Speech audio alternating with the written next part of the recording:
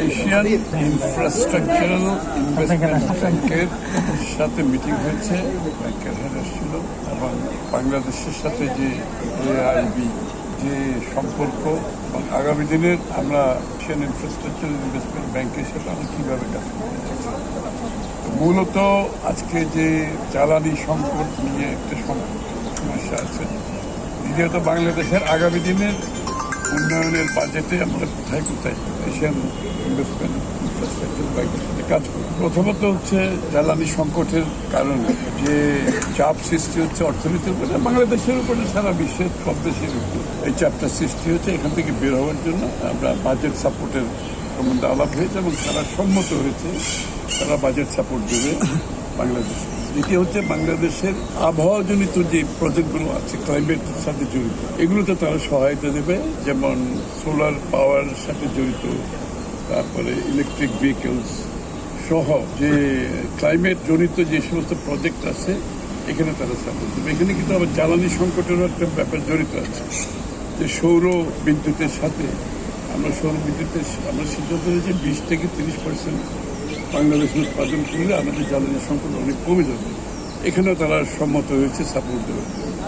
এছাড়া আরও অবকাঠামোগত বিভিন্ন যে প্রজেক্টগুলো আছে সেখানে তারা সহায়তা দেবে এবং মূলত এই আলোচনা ব্যবসায়ীদের সাথে মূলত আর কিছু না, ব্যবসায়ীদের সাথে আলোচনা, ব্যবসার তাদের সংকট কী তাদের সেটা জানতে চেয়েছেন প্রাইম মিনিস্টার, তাদের কাছ থেকে শুনতে চেয়েছেন।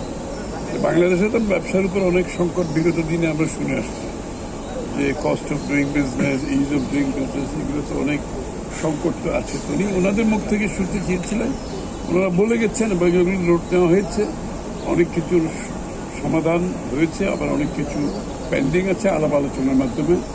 এই তো বিনিয়োগ বান্ধবী হওয়ার যে প্রক্রিয়া, সেই হিসাবে আজকে ব্যবসায়ী নেতৃবৃন্দের সাথে বসা হয়েছে।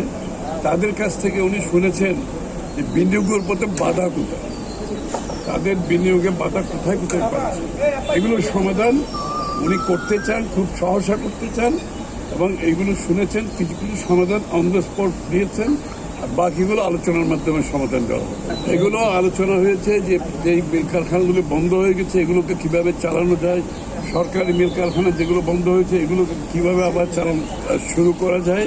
সুতরাং সার্বিকভাবে যে নতুন প্রজেক্টের বাইরেও যেগুলো পুরনো প্রজেক্ট বন্ধ হয়ে আছে এগুলো চালু করার জন্য আলোচনা হয়েছে এবং এগুলোর উপর সমাধান দিয়ে আমরা আশা করি অনেকগুলো প্রজেক্ট চালু করা হবে। এটা তো বিভিন্ন মাল্টিল্যাটারাল বডি থেকে বিভিন্ন সহায়তা আসছে, এগুলো সব আলাদা। সুতরাং আমরা সহযোগিতা পাচ্ছি মাল্টিল্যাটারাল বডিগুলোর থেকে এবং আশা করি এগুলোর সাথে সাথে আমরা দেশীয় সম্পদ দিয়ে সবকিছু মিলিয়ে এখনো পর্যন্ত তেমন কোনো সমস্যা হয়নি।